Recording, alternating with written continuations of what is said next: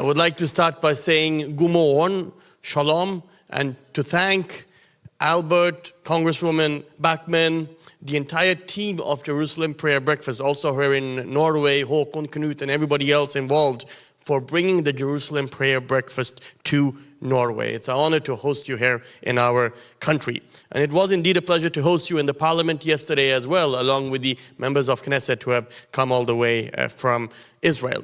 I know that Norway probably does not have the best connotation or reputation, neither in Israel or in other parts of the world when it comes to our official policies towards Israel, towards the Middle East. And that's why I'm even more happy that you have brought the Jerusalem Prayer Breakfast to Oslo, because I want you to see, and I want the world to see, the amount of love, warmth, and support that there is towards Israel in Norway.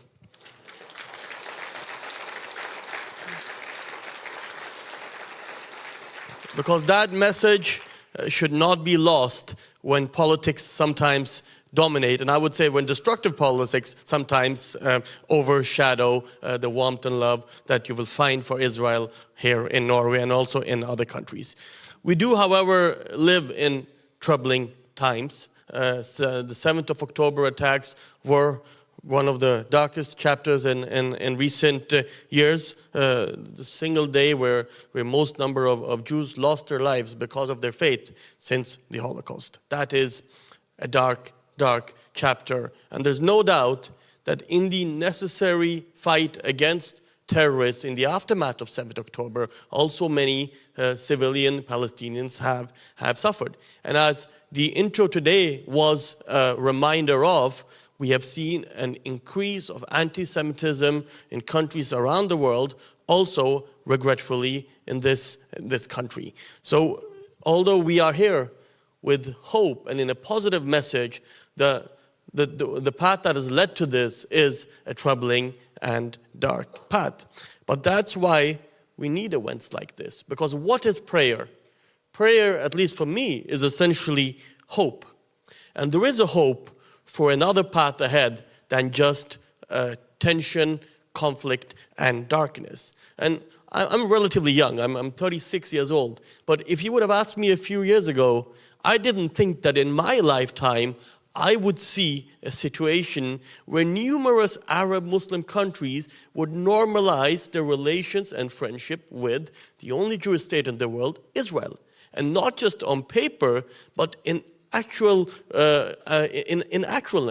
with people, businessmen, athletes traveling back and forth. You see Jews today wandering the streets of Dubai, proud and safe.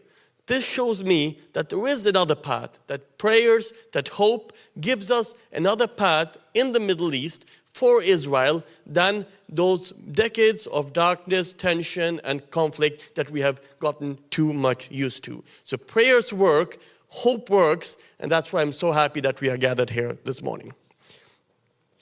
I represent the opposition of Norway. I represent a party called the Progress Party, Fremskrittspartiet, and we do not agree with the Norwegian policies towards Israel and the Middle East.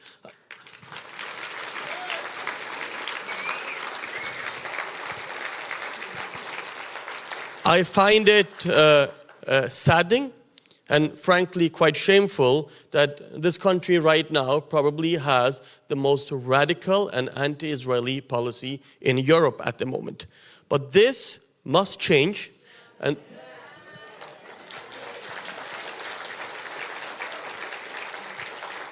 And together with the rest of my colleagues from the opposition who are seated with me on the first row, I hope that after the election in September, we will have a significant shift in Norwegian policy towards Israel, so that Norway again can be a constructive and important partner in the Middle East, something I believe it is not at the moment. So with those words, I once again would like to thank you for your support, for your presence here, for your prayers.